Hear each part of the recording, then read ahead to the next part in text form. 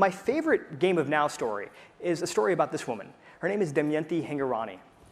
And Damyanti Hingorani grew up on the border of Pakistan and India. No running water, no electricity. She spent a lot of her years in a refugee camp. But she did something really remarkable.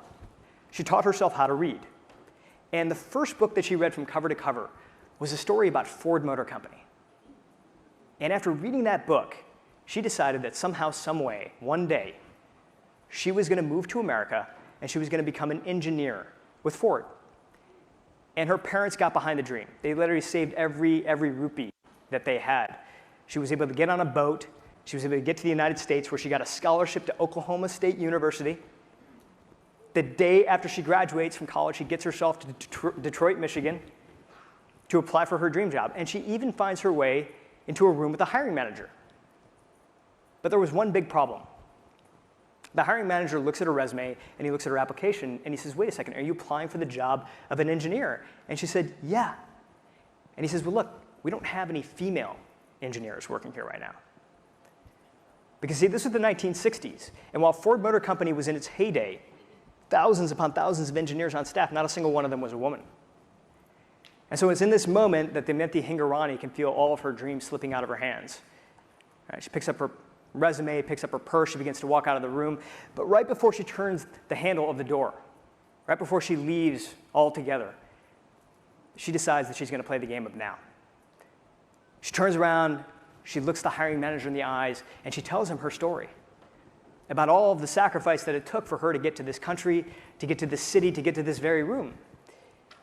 And then she flips him from an outsider into an insider. She says to him, look, things are changing. There are going to be female engineers in this world. And so hire me now, and together we'll go together out there and recruit the best people out there. And we'll lift this company to a higher level. And it was in this room that this hiring manager was so inspired, so moved, that he goes out and he decides to fight with all of his bosses, with all the people around him. And in 1967, Damyanti Hingorani becomes Ford Motor Company's very first female engineer. And the story kind of gets a little better, because she's now an engineer at the company, and she's driving her car around, and ironically, her car breaks down. So she walks to a local phone booth, because they had phone booths back then. She opens up the phone book. She doesn't know anybody. She's a newcomer to the country. She opens up the phone book, and she calls the most common Indian name that she can think of. The guy who answers is her future husband and my father.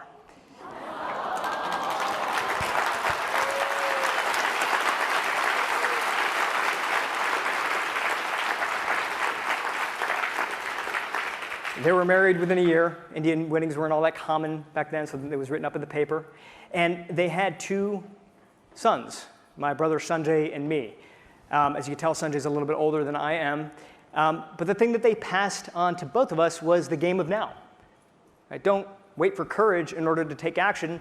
Take action and let courage catch up along the way. My brother Sanjay grew up to be a medical doctor. He's working in suburban Michigan, but he's thinking about how he can have more impact on the world. Right, what can he do? And he comes up with the idea that maybe one day he could be on the news, reporting what's happening with healthcare.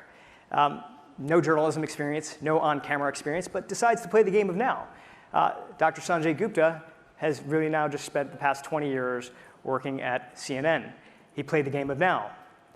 So I have a brother who is a neurosurgeon and a medical correspondent. I have a mom who's a trailblazer and a pioneer. And I am the face of failure.